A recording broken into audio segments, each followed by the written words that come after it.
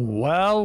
Welcome to our final best of 7 today for Stormgate Sundays number 3 right here on twitch.tv/BeoMulf. If you're catching this on YouTube, make sure hit that like button. Make sure to subscribe, click the bell.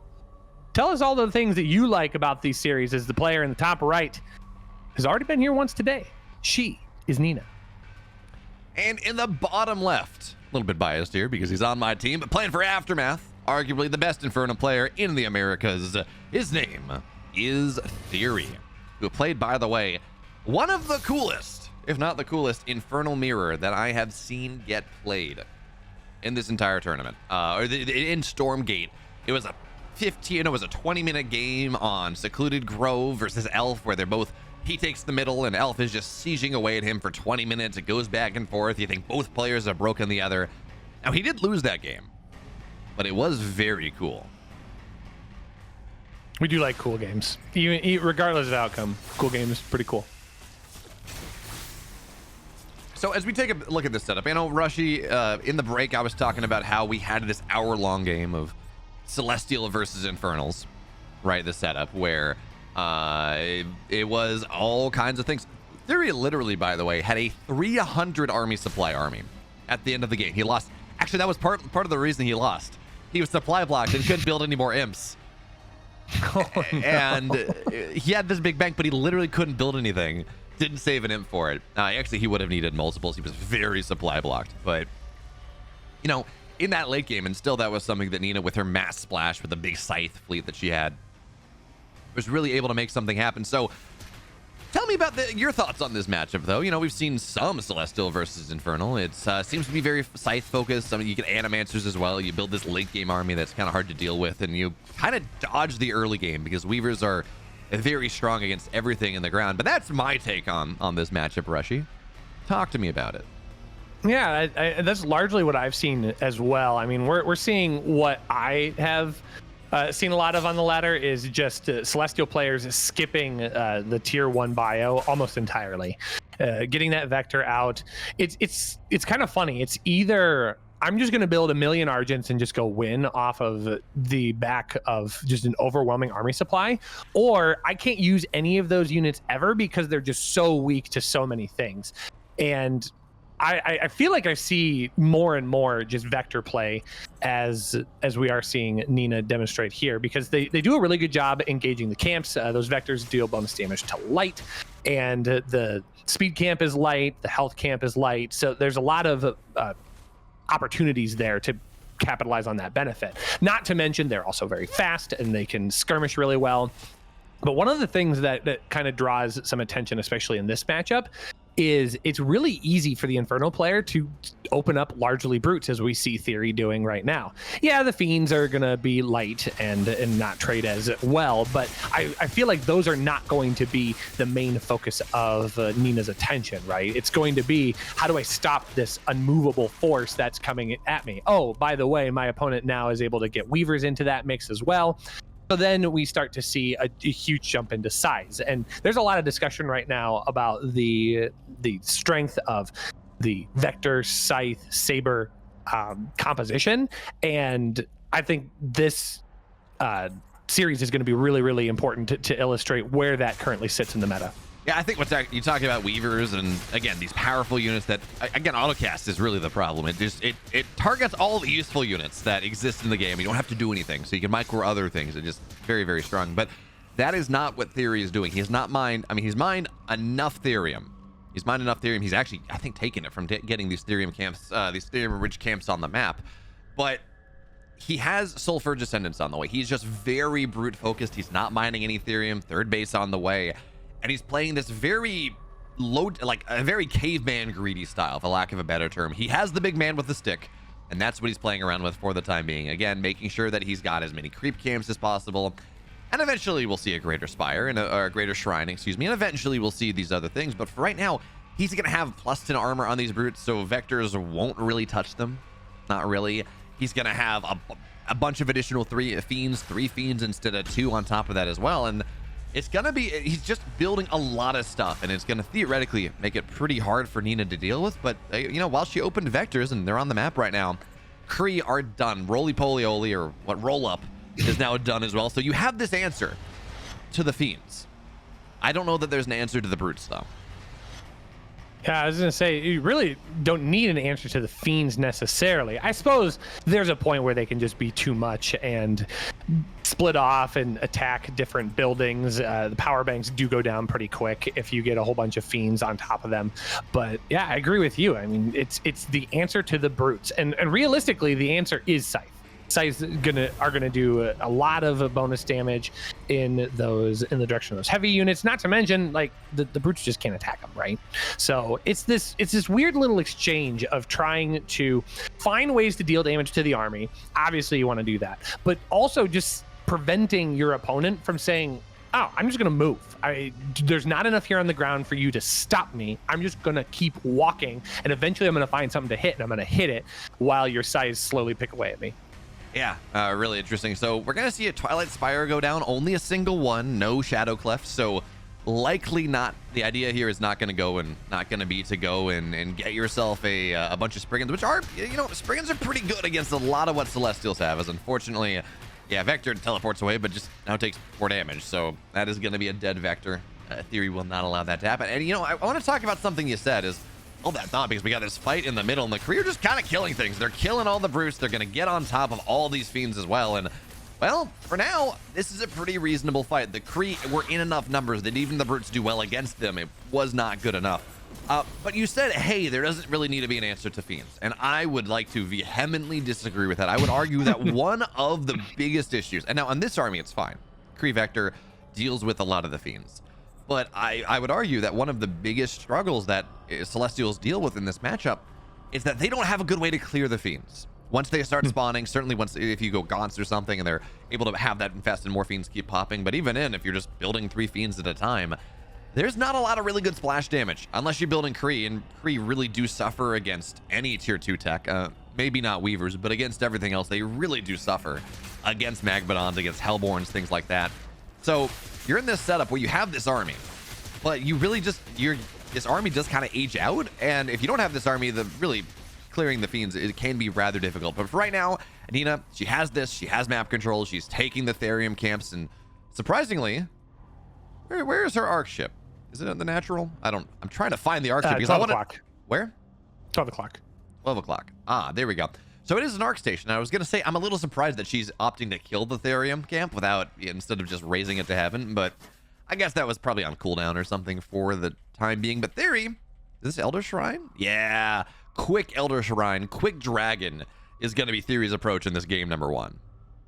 I can see the preservation of energy for Nina simply for those Fiends. I mean, if Fiends dive into a base, you need something to be able to stop them, and having energy available to drop some Sovereign's Watches might be an advantage. I'm not sure if that is her line of thought, but definitely had the army composition to take care of that camp regardless, so not a major deal. Now, Theory has seen the expansion here to the 12 o'clock location, so I imagine that will continue to be a sticking point, especially that Fiend that is currently just chilling down there. Link node is going to start working into a blast node. That's actually a lot of damage from those 2 Fiends alone. They might be able to pick that off here as the army is going to be forced. They do. That's actually a lot of damage. So you know what? Fair enough. I take it back. I think these Fiends need to have something to deal with them, but hold that thought. There's a big fight here in the center. Excuse me. Bam, we'll take it away for a moment. Well, yeah, there we go. So she said a big fight, not really a big fight, but Nina not able to lift the collection array in time. So that Fiend run by that we talked about, well, it actually just kills the base. Now, it's not great for Nina, but she only loses half mining because the prisms can just still sit there and still continue to mine, which again, I think they should have to be returning value to an arc ship, right? I don't think they should be able to mine like that for free. But as it stands, half the economy of that base is taken down. Theory does back up from the fight in the middle. And that is, you say, okay, the link node's dying surprisingly quickly. That is how this is balanced. Strike nodes, blast nodes, kind of hard to kill. They do a lot of damage. But link nodes, well, they don't have a lot. They have 200 HP, but they have like no armor. So they go down, I guess technically 5 armor, but they go down very quickly. You can take them down very quickly. Once they're set up, again, that's a little bit more of a problem. As it stands though, Nina, she's got sabers, she's got scythes, she's got Kree. Where is the Ascension Matrix in the natural? I'm assuming Dark Prophecy is going to get done soon. If it hasn't already, if certainly Retaliation Matrix is done. And Nina just continues to build this power army, which is something that I think Infernal is very good in this matchup early game if they can hit the Weaver timings. But as this game goes later, that can be it can be a little bit more difficult to go build the army that you need to go properly contest this. Yeah, and it just provides for the lingering effect of the unit scaling in this particular matchup. This is a very exposed army here.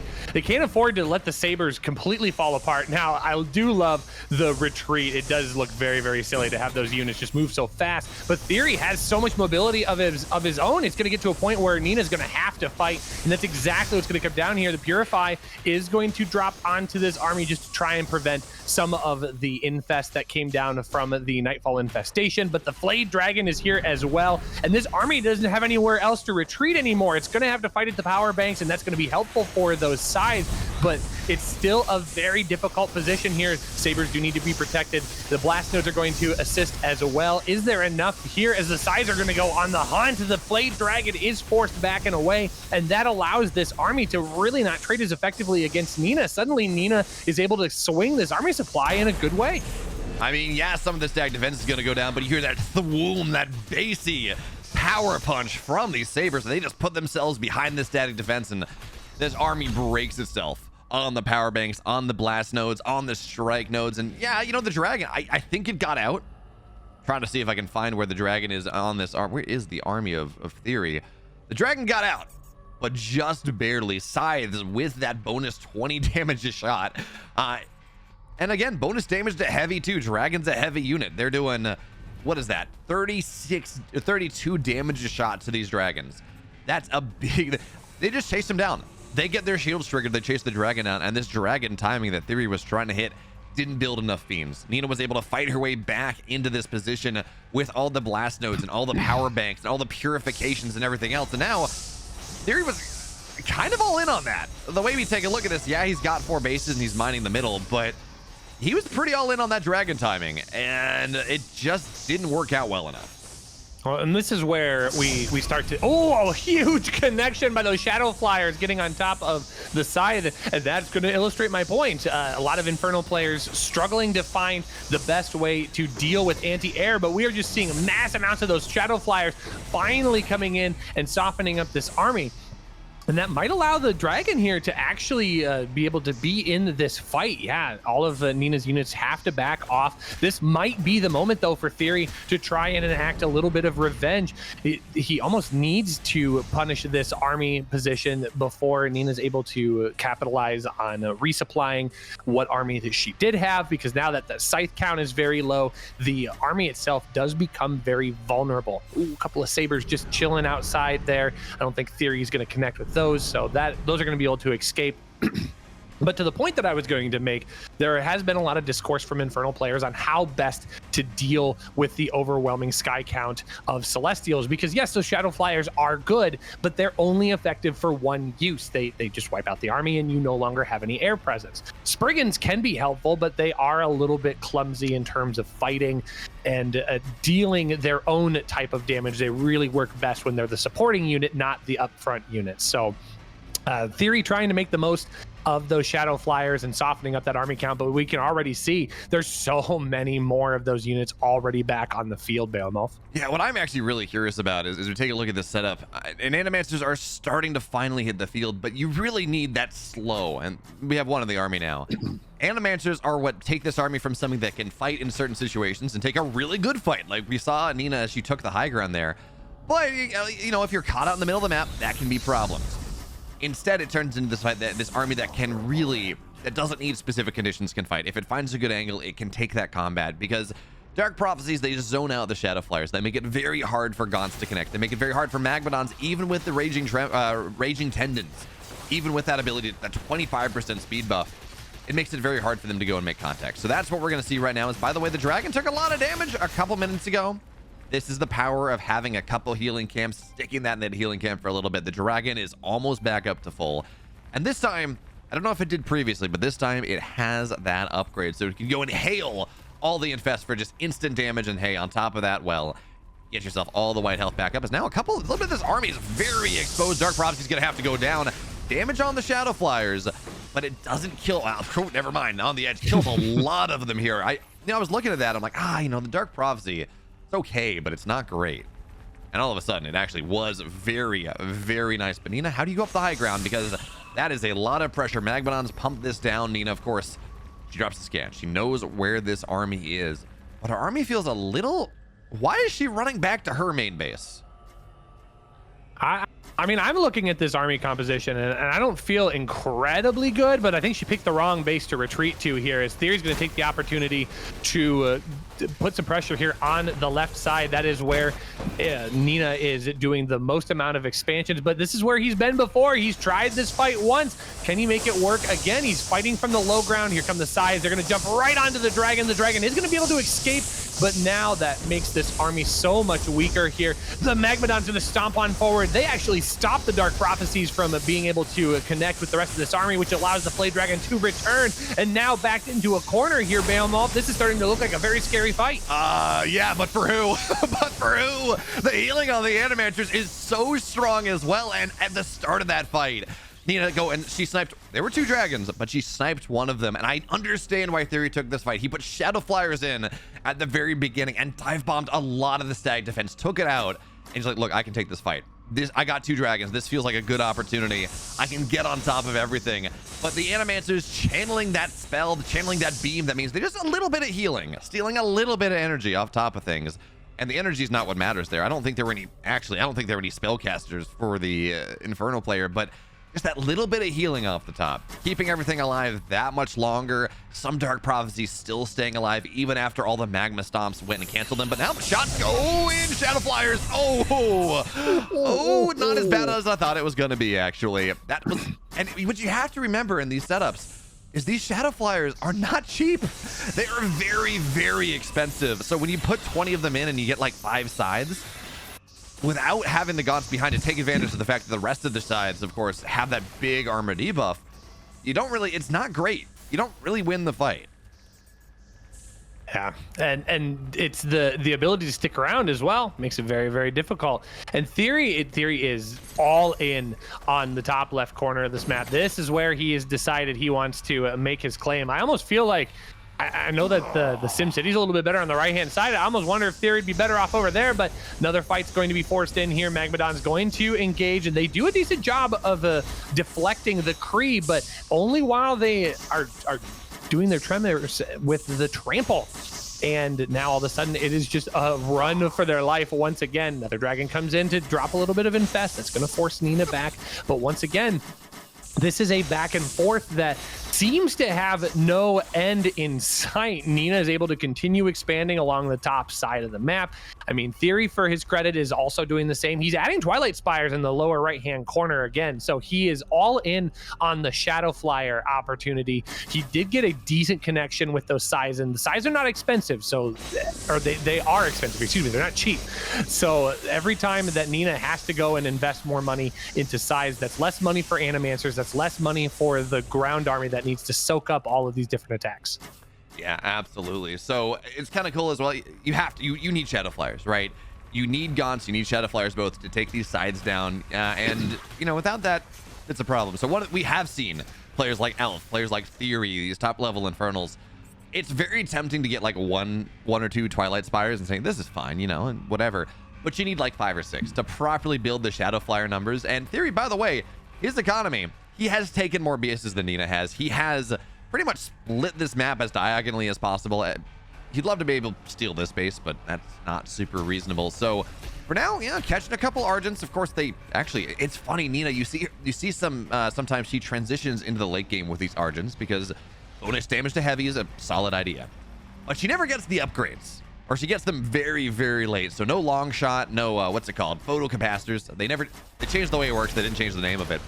But not getting these upgrades. And I guess that doesn't really matter because you're looking for the burst. So more energy doesn't really matter in these setups, especially because you're just dropping Purify on top. Maybe the range is nice, but there we go. Nightfall and Purify at the same time. Nina opts into the fight right now and is going to have, not going to have to back up. Shroudfall gets dropped, but again, this is just a disaster. So many, oh my God, the Nightfall. Oh my God, the Prophecy. So many Gaunts as well. And yeah, there's some friendly fire, but Nina just cut off the knees of a lot of Theory's army here, and Theory still has the middle, and he's got a lot of these Shroud Stones. But, and you know, he did get an Arc Station from Nina, but again, this army just feels very hard to engage. There's just still no great answer to the sides right now, as the sides are going to pre-split. So Nina, knowing what the weakness is, the Stomp's going to come forward here from the Magmadons. They are going to be able to get on top of the ground army, and this is a little bit better engagement, but that just allows Dark Prophecy to go into the back line. The Flayed Dragon is going to be targeted down. It is going to get picked off. That dragon is now gone. The sides continue to fight unobstructed at this point, and as the units of Nina are able to push forward, they pick off more of these high value targets from Theory. The Magmadons continue to fall down. The more Magmadons that Theory loses, the less engaged that he's going to have, and suddenly the second dragon is going to get popped as well. That one will be able to escape, as the retreat is important, but it's just continuing to show that Nina is in such a commanding position. She continues to push forward. She clears the bases. There's just no answer to this army right now from Theory. Oh, there really is not. I'd love to see some Wraith Stones on the field. They're actually really nice because they go and they trigger all of the Scythe shields at once. And I need to remember to not try to drag scroll because, again, that's just how this map goes. And this fight, oh, those are really good Magmadon stuns. They cancel pretty much everything. And now, well, I mean, a lot of Shadow Flyers, they're just idling on top, and now they're looking for some shots. They get reasonable ones, but the Argents now, on top of everything else, it means the army's just too big. Nina is able to reinforce with way too much more, and Theory's running out of money. That's the problem. You know, yes, there's Infest. And by the way, if you're keeping track, this is, I think, the 5th dragon in this game. So there are a lot of them, but now the sides get on top, double damage if they get right on top of things. Plus sides do. So let's do the math here, right? Plus 20 damage from Retaliation Matrix. 12 damage by default on for his heavy units. So that's 32? Is that actually, I'm not sure how this works. It's I don't know if it's 64 damage. I don't know if the bonus damage gets doubled when they get on top of things. But at the very least, it's like 40-50 damage minimum, perhaps even more. Lots of damage, but now Infest getting dropped on top of this army. And you're gonna have to back up because Purify removes it, but Theory, you know, with his reinforcement lines, takes the reasonable fight, and the supplies are equalizing once again. Yeah, the supplies are equal, but I think the positioning is a little bit different. Theory losing a lot of his key structures in the center that he was using to mine out Therium, that he was using to reinforce some of this army, but is going to come up to the top left-hand side once again. He wants to clear this Legion Hall. He wants to clear these buildings. He's going to use the Shadow Bombers, I think his dive bomb ability, to actually deal damage to the structures themselves. So that is a good use of those, since they weren't able to find any air units. But the Scythe count once again growing, the Animancer count once again, it's actually a little on the low side right now. So Nina's in a little bit more precarious position than she once was a moment ago. Theory's done a good job of closing the gap here, despite throwing very expensive armies at his opponent that largely bounce off, but I think maybe the armor is finally starting to crack a little bit. I will say one thing I don't like about this is so he's had this shrine in the middle, giving him a lot of Therium for quite a while in this game. He's mined out actually one of them. He's killed off one of these nodes. Actually, 2 of them now. But he's long distance mining from these nodes when there are enriched nodes much closer that have a lot less workers on them. So again, it's an efficiency thing. He is certainly lacking for Therium right now, but you would like to see that as now a couple Flaming Imps get added in the late game, but no contact. And if you can make them, contact, jumping, maybe. Hey, there we go.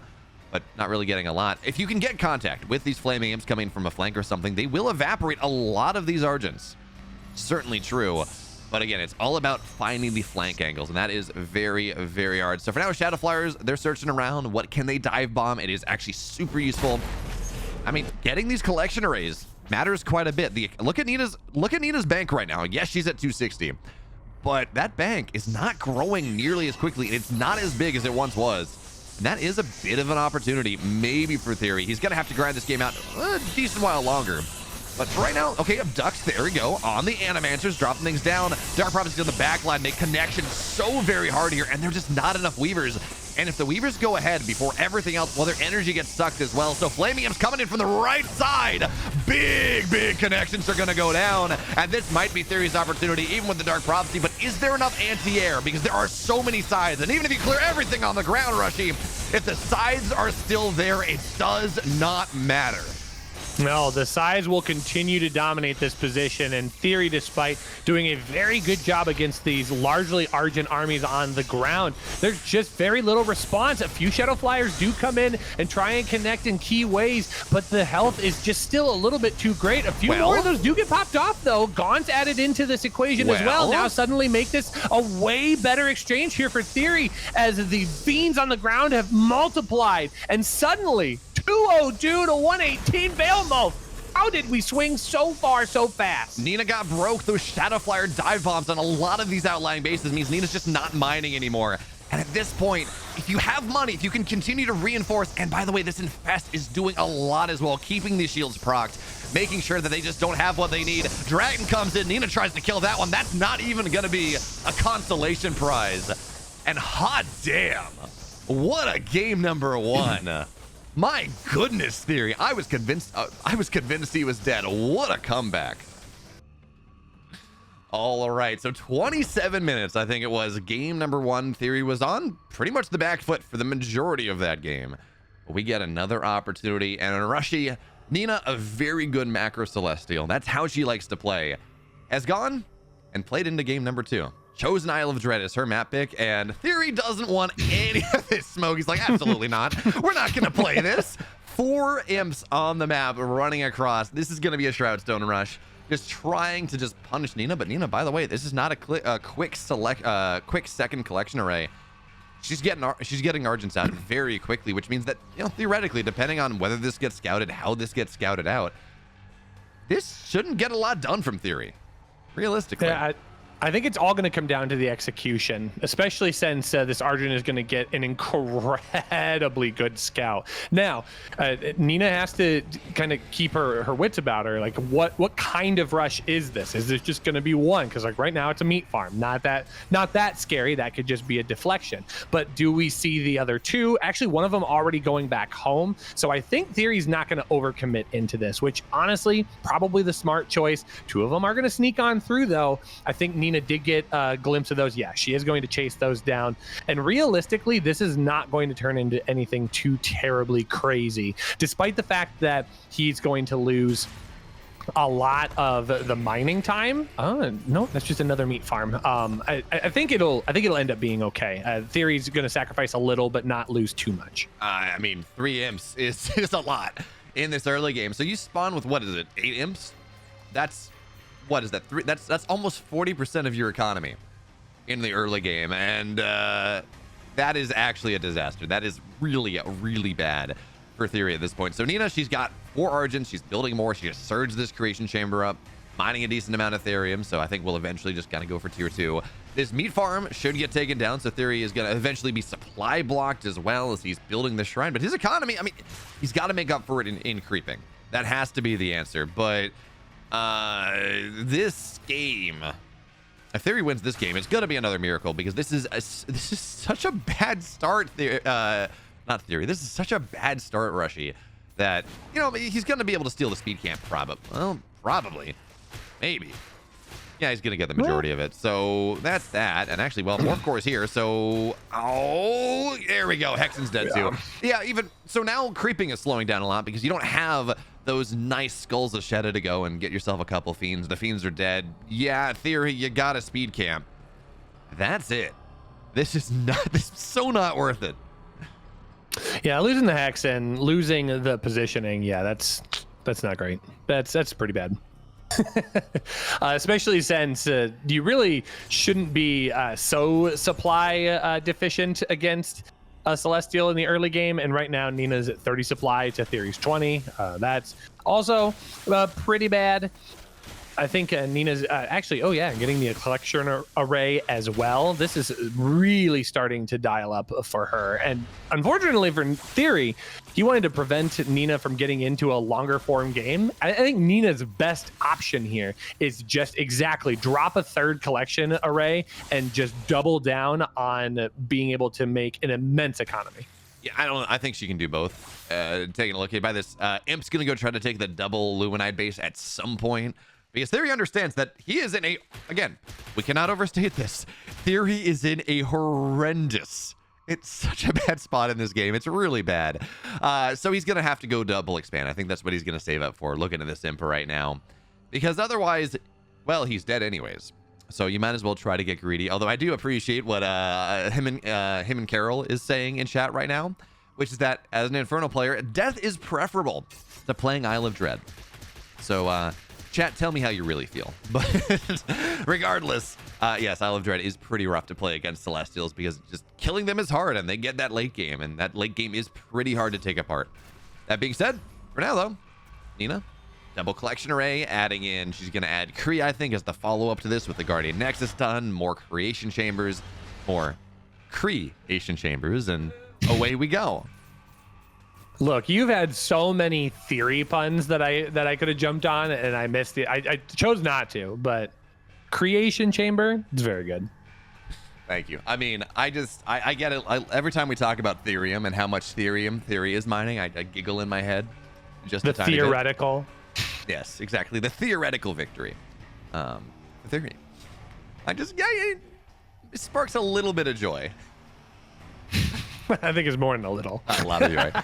The best part about it is, again, I know I talk about this, but Claire is like on the other side of my computer monitor, and I'm watching her physically be in pain right now as we make these jokes. I'm watching her just like shake her head and just be very disappointed with us.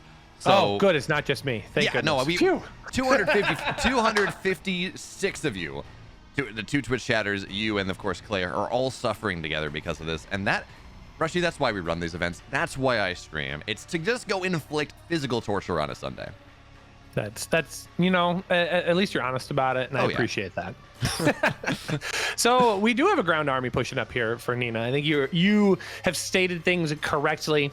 Nina's gonna get the best of both worlds here, channel her inner Hannah Montana, and back up the economy with some good offense as well.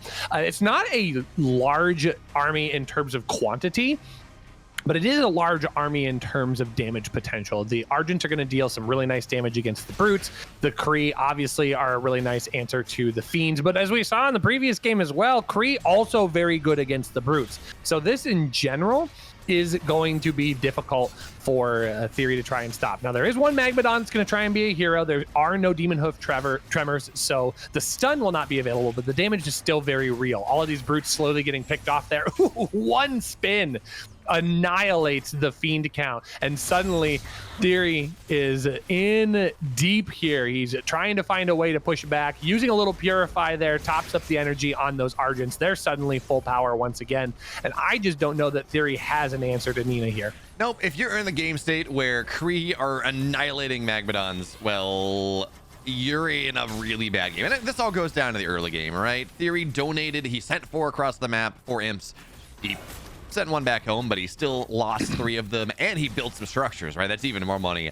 He cut off his economy by about 50% in the early game, and he's trying to come back into it. Obviously, he is trying to build something back here, but the moment that did not work and did not, it didn't kill Nina, because again, you spend 4 imps early, that has to kill, not even wound. The moment it didn't kill Nina, he was in a very rough spot. So trying to play around with these Magmadons, trying to go and play around with the speed camps and everything else. But again, the Kree are killing the Magmadons, and that says pretty much everything we need to say about this game.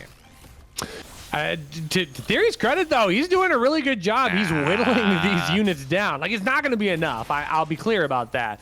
But props to him. He's gotten way more damage than maybe otherwise would have been anticipated. Reinforcements are coming in. It's just more Argents, and Argents are going to trade way better. But, clearing out these Kree, this is actually a decent amount of damage. Is he going to get this? I think he will. No, But- this is Rushy. You're caster copium right now. This is not. There is no way, shape, or form in which it is a slow death, but it is not a hold. Nina has that 4th creation chamber, 5th, whatever it is, surged up prime on the left side, so she's rallying straight into this fight. The 3rd base is dead. TheoRy is, eventually going to have enough Luminite and a little Ortherium to go get another Magmadon, but again, he has been dead for a long time. It's just a question of when he tapped out. So it's 1-1. It's a best of 7. Game 3 soon. Broken Crown, different map opportunity. So we'll get in here to map number 3, since we're gonna get series again, even if it ends up being a 4-1. It's just nice to see not a full sweep. And Broken Crown, one of the OGs, maybe the OG in some people's minds. But TheoRy's got some tricks in mind. I think once again, it wasn't about the fact that it didn't work, BeoMulf. It was the execution, and TheoRy's trying a different approach this time around, taking the long way. I mean, I'm hearing he has a different theory about this game. Actually, he's got the same theory this game, and it's also not going to work because this is a 1 base creation chamber opener coming out. So again, this is Morph Core needs to see these. This is not going to get scattered, and again, rush distance is a little bit faster, but now there we go. You see things, and our Starforge is going to get started here. You know what? I do think you actually would prefer to just have that Morph Core. I think that is actually probably a little bit more useful, and this creation chamber is primed, but it's not surged. It's not really building things all that quickly, and I feel like you kind of want to make sure that happens. Now, this meat farm rush, you say, okay, why not a Shroudstone? Well, meat farms, they do more consistent damage on top. They're just annoying, and they force you to spend a lot more of the Argent attack to make something happen. So, first Argent is out. That is very much true, and the first thing you gotta kill, well, you gotta kill a lot of stuff. And the problem is Sovereign's Watch. I think at one point it was supposed to kill structures, and now it hasn't. Now it does not do that. So, this single Argent is gonna have to win the game, and we can see the difference now in this build between when it works and when it gets scouted, when it works and gets scouted, and when it does not work. So Vector's on the way. We have 2 Shroud Stones in a meat farm, and I don't think there's a power bank here, and there's a healing from the Arc Ship. But with the 2 Shroud Stones on top of this creation chamber, I don't think this really works all that well. Sorry, I think this works very well for TheoRy. I think Nina just has to give this position up. He's gonna have to float over to the right side, and this has absolutely worked for TheoRy in this second game. Well, I think an interesting point to note is TheoRy's kind of one step ahead here on the plans. He did clear the trees down to this expansion on the right-hand side. So I think there is a world where TheoRy gets this all situated here. Yep. Oh, he's actually just going to build a conclave?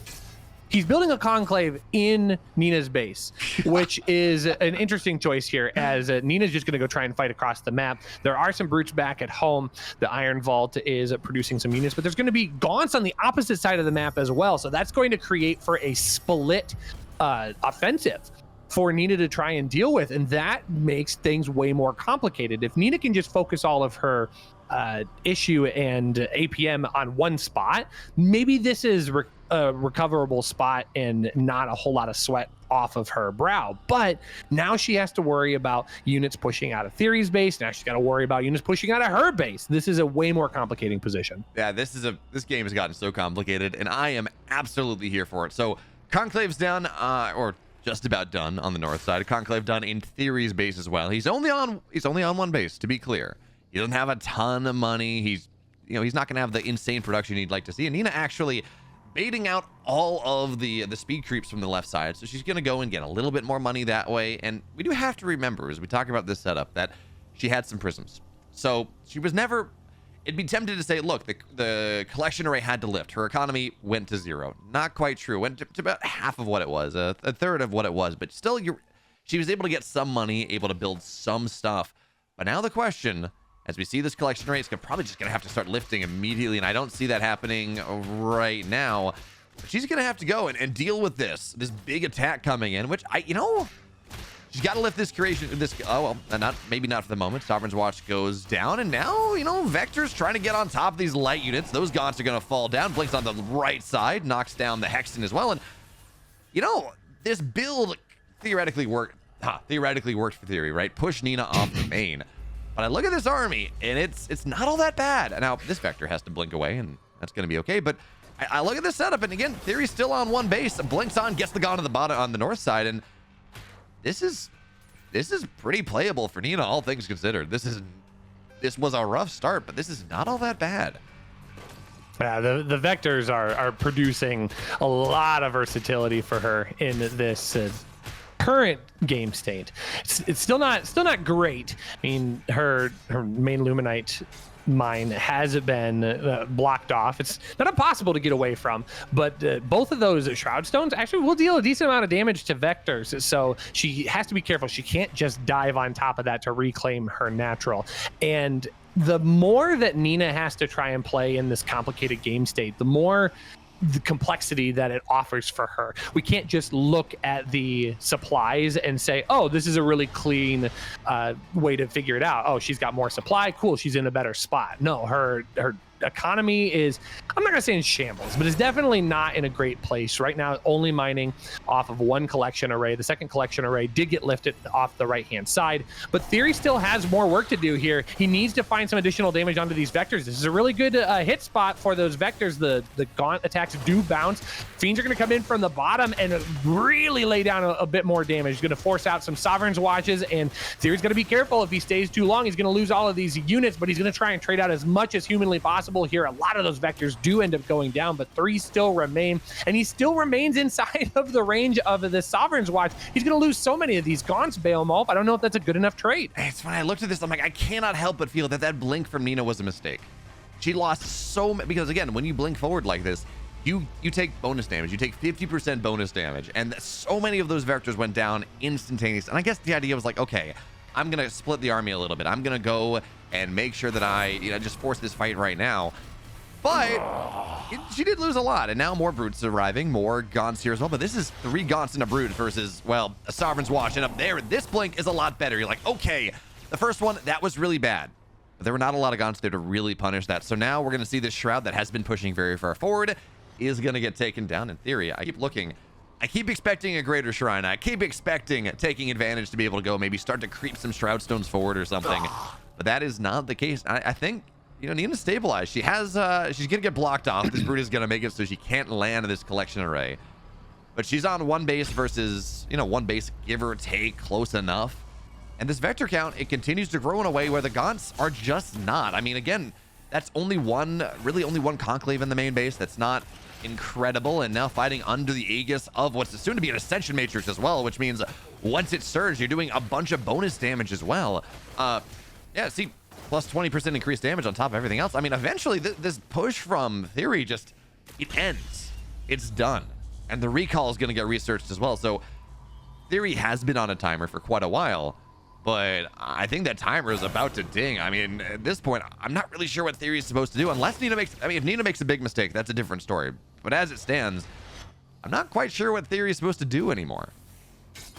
Oh, he's holding out for Nina to make a mistake, and that's one of the biggest reasons for anybody to not just leave an RTS game too early. Your opponent is human; they can make mistakes, but is Theory going to make his own mistake here? Oh, he's going into the meat grinder. The vectors just continue to pick away at all of these units. A few of them do get picked off. This is starting to become a better point of contention here for Theory, as there is no remaining Sovereign's Watch at this point. I cannot believe that Theory is going to try and push this down. What a game that we've had here in game number 3.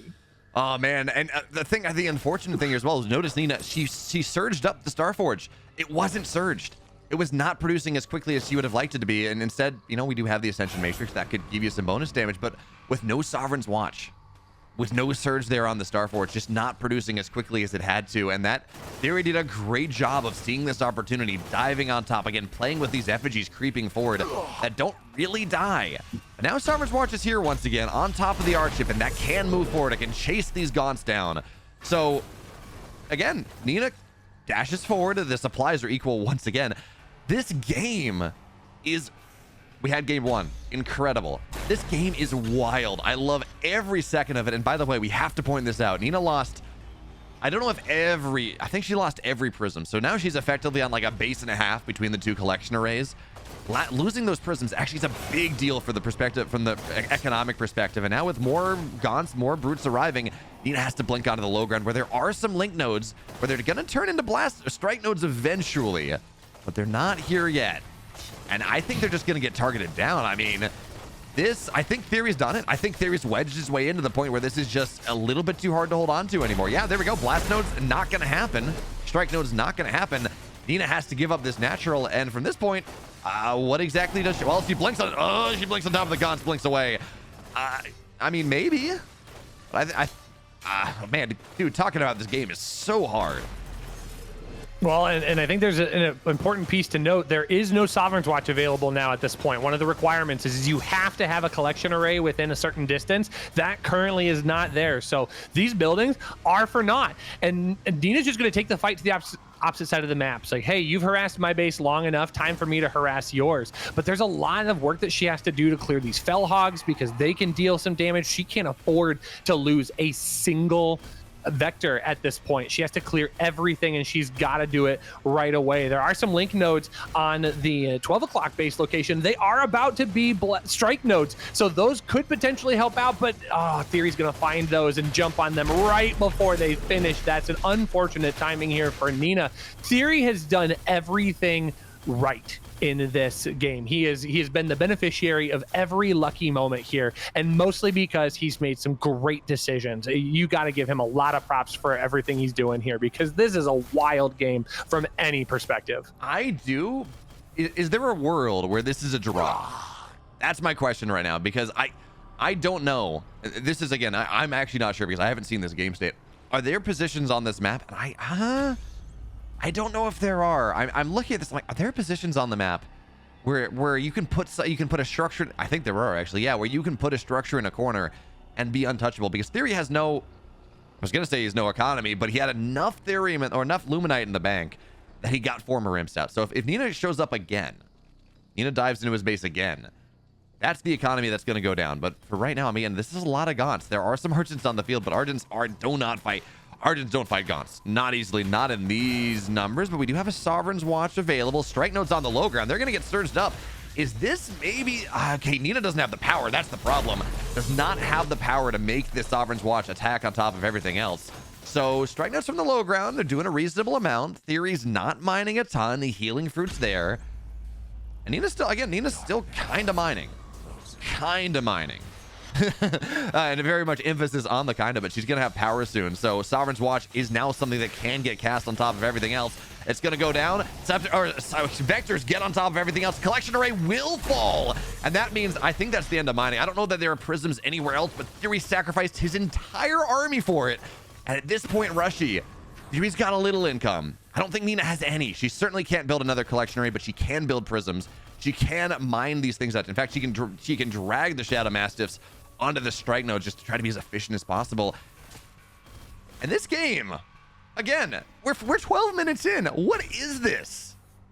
Oh, I mean, there is a world, right, where a couple of prisms can be built by the Arc ship, and then we get a Morph Core, right? And then that does solve the situation for Nina, but she's a long ways away from that happening here. And this is so goofy. A Shroud Stone going down in the main base of TheoRy. I mean, it's hard to know what is even his main base anymore. He's got so much Shroud on the north side of the map. There is an Imp in the top trying desperately to search for something that's trapped in the top, but I don't think, no, there isn't anything of Nina's. Nina is just leveraging the opportunity to try and get some money here. But I think the longer that TheoRy goes, like, I don't think he can do anything about this. But I don't know. I'm at a loss here.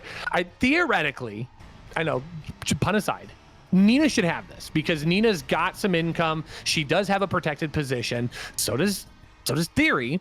But Nina can't afford to jump these vectors in. I don't think so. She shouldn't. She's got to be really, really careful here with this micro because these Shroud Stones deal a lot of damage to the vectors. She's gonna pick off so many of these workers. Wow, this is really, really impressive stuff here by Nina. Some good micro on display. That's a lot more damage than I thought was going to happen, and that forces him out. GG is called. What a game state here.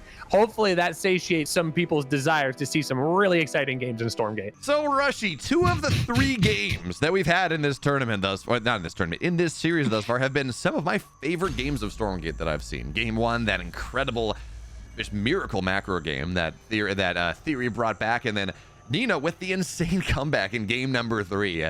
after she had to get her main base dislodged. All those shenanigans. And this game where like no one goes above 40 supply, but ooh, TheoRy. Look at, is he, I think he's just taking the quickest path onto the other side of the map, but he doesn't want to play the late game. He's learned from his mistakes in game number 1, and he's going to try to do it again. Well, and this is going to be on the heels of what I anticipate is going to be, well, I guess it could probably just be another Starforge again, which makes sense. But she's got to recognize that this is coming once again. She has not done any scans across the map. She doesn't know that this is existing. This is the kind of play that you get. No, this is actually going to be a Seraphim. This might just be an auto lose. Okay, is this an auto lose, right? This is the question. So this Prism has to be very careful. Ideally, you go bring it back to the collection array eventually so it can heal back up. But then our ship's on the way. And the thing is, what you need right now is you need enough Therium to start to get your Seraphim on the map. Because you say it's going to be an auto lose. Yes and no. And I think TheoRy has kind of realized what's happening in this game. Notice he's only converted. He's not using 2 of these imps. They're just doing a little bit of damage. But the goal here... Prism goes down. Oh, it's not good. But everything's gonna have to lift up, run away, right? This base has to be moved somewhere else. But also, where's the tech, right? Then nothing shoots up. So this, I mean, I guess technically a Shroudstone does. Technically, a Hexen does, as we see this Conclave on the other side. But what stops Nina from just getting these Seraphim out and running onto the other side of the map and killing off all the economy? Well, I think there is one answer, and that is the Therium count. So I think that, I mean, obviously ArcStation can just relocate and reunite with the one remaining Prism, but is she going to be able to get enough mining done before TheoRy is just completely overwhelmed everything? Because the creation chamber is gone. The collection array has been forced up and away. We still don't have a single, okay, now we have one single Seraphim on the way at this point. That is a decent amount of Prism mining for Therium. So that could be very, very good. I think, if anything, this is going to get us another scrappy game here in game number 4. I love the Shroudstone back at home, the Shroudstone's on the top side of the map. So right now, TheoRy's doing everything he can to defend himself against what he knows is inevitably going to be coming, which is going to be Seraphim. Yeah, the other way to talk about this as well as we see the Seraphim out, first of all, it should clean up the nonsense on the other side of the map. That has been so, 2 Gaunts versus 1 Seraphim. It should, that's actually a good question, because the ArcStation will have the healing available, but I love being put in these weird game states though. I've never seen that. I don't know, Rushy, maybe you've seen this game state before. I certainly haven't. And watching the players just try to figure out, so for now, like, we talk about money, and yes, Nina can't really mine, but you're tier 2, so you can go and take the very resource heavy camps.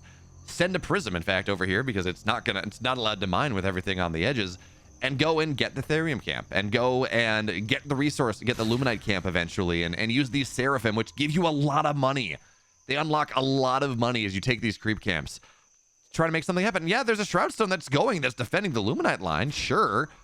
The Therium line totally undefended. There's the only answer to keep this Therium line alive is to pull it away and not allow it to mine. And also, this shrine, there's a position here where nothing defends the shrine. This is so wild. This is where we start to see the power of the camps and what the camps can provide for interesting game states. I gotta say, this is definitely unique. Love it, hate it, that's your opinion on it, totally fine. But this is definitely an interesting position here. 3 Seraphim to try and rescue this game back for Nina. She has been able to keep her collection array alive as well as her ArcStation. So theoretically, all of her buildings are still intact. Everything is fine. The infrastructure is still alive. But you know what's not alive anymore, BeoMulf? The shrine. Yeah. There's no more base. There's no more in production until another shrine comes down. But there is currently not enough money. And I don't know if TheoRy has enough. Well, he might have enough army to be able to clear one of the camps. But that is a very, very difficult position to be in if you were the Infernal player. What a weird game again. I got the biggest smile on my face right now, dude. These games are so freaking weird. And again, though, I think it's a collection array's dead. Collection array will fall down. There we go. Well, yeah, it's gonna die. But at what cost? Theory's gonna lose so much of this army, but drops a Shrouds or drops an Effigy, and 5 Seraphim don't really fight this number of Gaunts, but gonna drag him off Shroud, and maybe she's gonna drag him off Shroud. Dude, I'm in love. This is great. This is so. I did not know that we could get games like this, but apparently we can. And again, the really cool thing about this is Theory right now doesn't have money, but he can go clear the camps. And unfortunately, he just cleared a Therium camp, not a Luminite camp, but he can clear camps, get that back up, and build a shrine and get himself back mining into this game. The cool thing, and in the late game, this is a problem. What? I said he built a Shroud Stone instead. Oh. He had the money to get a shrine, build a Shroud Stone. So I guess he's trying to situate his economy first, because he does have the Luminite Tower at the top of the map. So that is earning him some passive Luminite income, but he can't afford to continue without a shrine. Like that is going to be necessary at some point here. So I guess he's trying to play very, very cautiously, very safe, does not want to lose any more workers than he has to. But Nina is out in the center of the map, has now built another collection array, has got a blast node in the center. And not only is that going to be complicating for Theory, because he's not going to be able to get access to it, but that's just going to be so much economy that Nina is going to be able to take advantage of. She's got power banks. The Seraphim are going to have more energy. I don't even know what to say at this point. This is so goofy. I love it. Yeah, now the important thing to point out is that because Theory cut his way through this in the very beginning, this is technically more accessible than a bunch of things. But if there's one thing in this matchup that Infernal players complain about, Rushy, I think it would be the blast node. And there is a blast node just sitting here ready to go. So there is a Shroud Stone, but there are enough Seraphim at the moment that they are bursting the Shroud Stone down. So it's not really defending. And this base had to get up. I honestly, I think the moment that we see Theory lose the shrine, I think he just taps out of the game. Well, I don't know, actually. He's building another Shroud Stone here. He has this army on the north side, slowly but steadily knocking this Legion Hall down. I think if he realizes that there's a base in the middle, he might know. I don't know that he's seen it. I think once he realizes that, that's probably the tap out point, but this game is so wild. And, okay, well, now at this point, the second Shroud Stone is going to fall down, and that means these imps they're gone, they're done. And at this point, yeah, Theory he's been mega dead for a while, but now he's extra mega dead, no income. Even once he gets the shrine back up, he's not going to have imps for it. And now he runs to the middle and sees, God, I don't like that one. I don't like looking at the middle. He's going to have to tap out. We go to game 5. So Rushy, I bring tidings of good news, although I did enjoy the last couple. Never mind. I was gonna say that I see what looks like a normal expansion pattern and scouting around and tidings of good news. And then there were 4 imps on the map. So, I lied. I have absolutely lied to you. And Theory, he now knows where this is. I believe the Skull of Shetta saw this second collection array going down, and well, we tried the macro game. Theory won the macro game, and somehow, despite winning the macro game, has decided that he doesn't want to play a macro game. Okay. I think depending on when he goes in, like, this could just be a quick over, because Nina's decided to open for the collection array first. She doesn't have a whole lot to respond to this. She has a Morph Core. That's it. Hey, now, so it does 8 damage to imps, okay? Like, it's gonna kill them eventually. Yeah, and it's just unfortunate that it won't kill the Shroud Stone eventually. Power bank goes down as well. There's a Shroud Stone going down at Nina's main base here. So now what becomes the win condition here? Oh, double creation chamber. That's probably about the best response I think Nina could come up with. The Shroud Stone is in range of one of the creation chambers, but ideally you're going after the collection array because you want to limit that mining. But this gets a little topsy-turvy. Once again, here we are, game number 5. It is completely sideways material for both of the players, as Nina's going to have to try and get herself out of this one once again. Yeah, so again, trying to mine as much as possible, as long as possible on that main base collection array. And now that the Shroud Stone's done and Fiends are here, this has to be lifting up. I wish we could, I'm pretty sure this is trying to lift up Run Away, and I'm actually not sure at this point. I think it just might die. That's a problem. Nina should have just lifted this up, but instead it's dead. Okay, well, that's a problem. That was a big kind of comeback tool that you would have access to. Now, Nina actually drags some of the speed camps onto the Shroud Stone to make sure she can knock it down just a little bit easier. So she's back down onto one base, double collection array. Shroud Stone will fall. That's step number one. Second Shroud Stone also going to fall down here. That fourth imp that was in the main base, now instead putting pressure here. But again, there are power banks. There's going to be actually this effigy, only 5 HP though, unfortunately, and doesn't arrive by the time the Shroud dissipates. But this Shroud Stone should die, and this time Nina actually picks up her collection array, runs away. But okay, never mind. Shroud Stone does pop up for just a second, but once we get up to like 6 Argents, I think the Shroud Stone falls down, and Nina, of course, prism mining on the right side. She'd be in a great spot if she hadn't lost that collection array. As it stands, I think the game is still playable, but, you know, imagine if she actually had double collection array and was able to take advantage of that investment she made in the early game. Yeah, I mean, the game would be over, right? That's, I think, the reality here. Ooh, picking up one of those Argents is really, really crucial here, especially since it did have Infest on it, and the speed camp is not available. There's one Shadow Mastiff left, so there is no buff for Nina to even capitalize on at this point. So this is a dangerous situation for her. Those Argents running low on energy, the power bank's doing as much as possible to keep them afloat. But when they run out of energy, they just don't deal as much damage. But those power banks, wow, really trying to keep Nina in this fight. The collection array has gone back down. There is no more Shroud Stone as well, so this collection array will be able to continue mining. This was, once again, it's a tight wire act, BeoMulf. She's continually just on the brink of falling over, but she just hangs on. Yeah, her balance, pay no attention to the balance in the video game. Her balance in this series, rocking the type wire, is very, very good, but now more fiends are going to start to arrive because there were brutes being made out of this. It looks like this. Actually, we do have a second vault. Yeah, double vault here. So just bunches of fiends against these Argents, and you might think that's really good because, again, technically that is true, but trying to go, that's really good if you catch them on the map. If they're in this position where there's an arc ship healing them up and there are power banks right here and everything else, that is a little bit more complicated. So second Sovereign's Watch is here. Now the collection array is going to have to get lifted up for a little bit because the Fell Hogs are causing problems. But this Sovereign's Watch kills off all the fiends. Nina's going to drop it back down immediately, and this buys her the space.